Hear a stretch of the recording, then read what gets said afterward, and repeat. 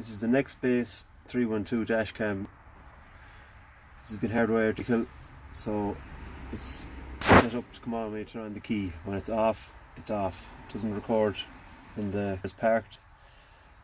So once you click your ignition on, you'll see a blue light coming on in the corner, the bottom, to signify power, and light flashes through that to signify recording.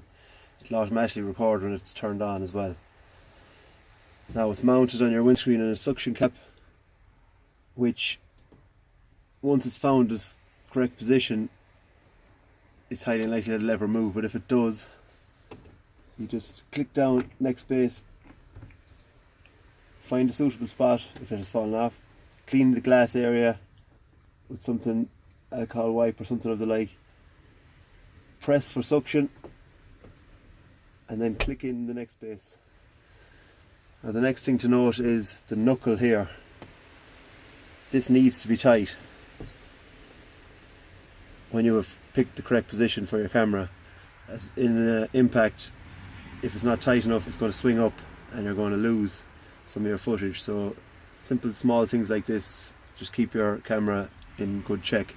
Now also the wire runs back across the top of the windscreen, just to note that. Okay, so when you turn it on,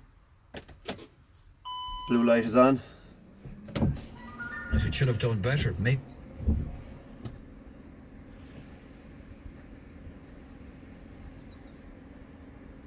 That's currently recording, as signified by the red dot flashing in the corner. Now, there's nothing to be done with this, it just works away itself, so the best thing to do is leave it to do its job. Now just some small notes on the operation of the dash cam.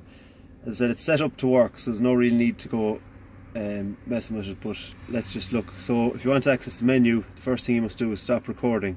So this red dot here, one press, you stopped recording. Now the functions here, there's only two functions we're going to be looking at. One is the menu function. So menu, all these different options. As I said, it's pre-set up, so there's no need to issue yourself with anything.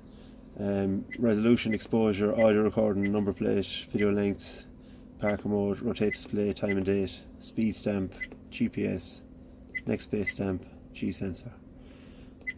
So everything there is as it should be. The one that you may want to change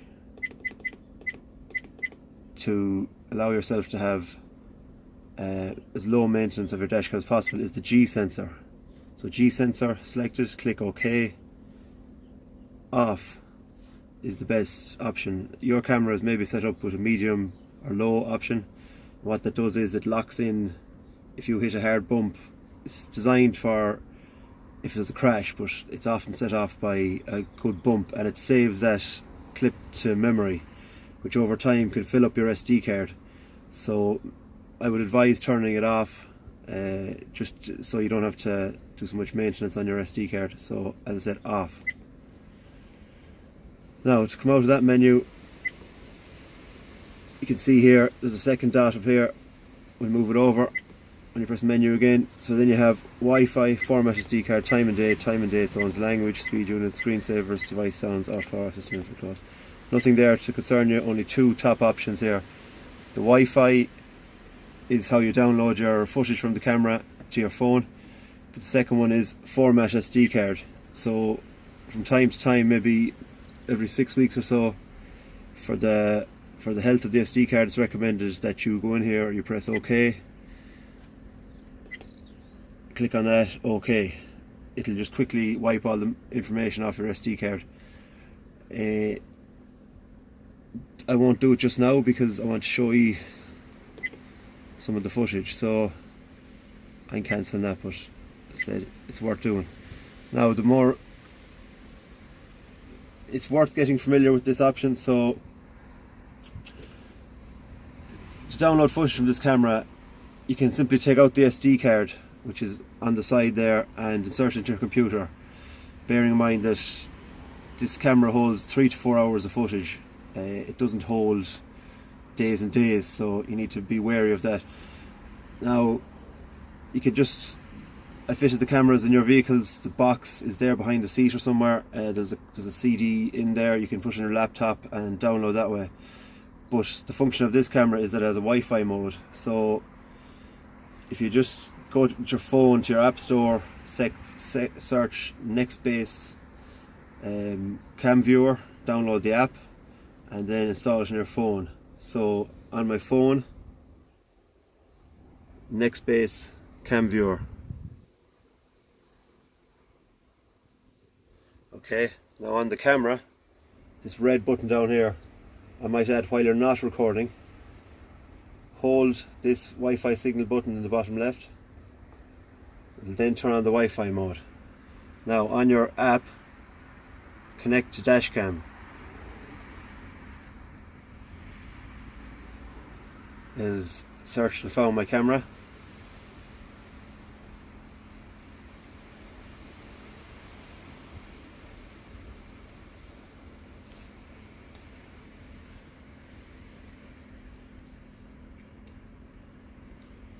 Okay, now the phone is linked to the camera. You can't do this from anywhere, by the way. It's only in the general area of the camera. So view dashcam videos. All my recent videos will be there.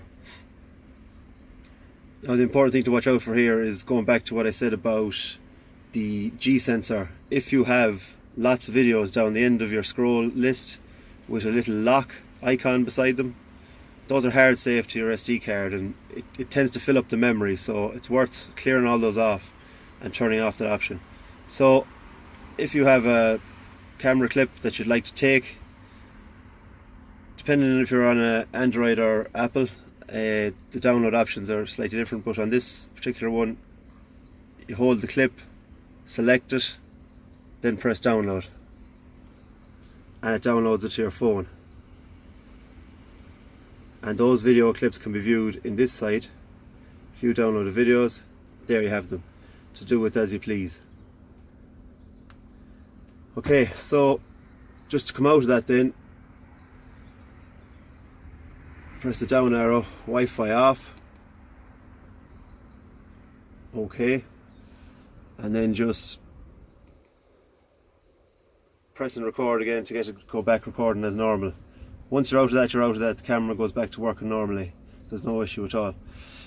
So that's all I can really tell you about it. There's maybe one or two last things is ensure that your camera isn't pointed too high to the sky like mine was, because you're going to get too much white and the camera's fighting too hard to normalize the display. So if you could just take this information and please become familiar with using your dash cam, so that if the day comes that you need the footage, well, you'll be confident in using it. So a trial run, by all means, get used to it. So that's all the information I can give you. If there's anything else, I'll add it onto the email, and if there's any questions, just pass them forward, and we're happy enough to get you moving on it. So that's it. Thanks very much.